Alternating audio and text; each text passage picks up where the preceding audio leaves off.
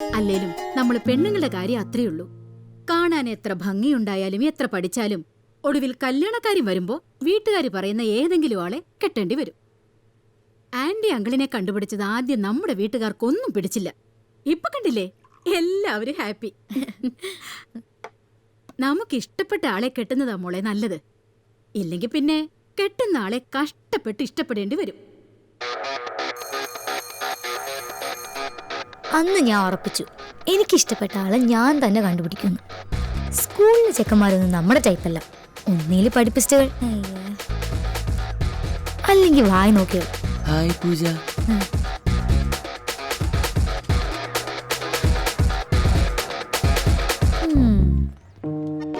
ആ പക്ഷെ ഒരാളുണ്ട്, ബി ഡിവിഷനിൽ യാഡ്ലി.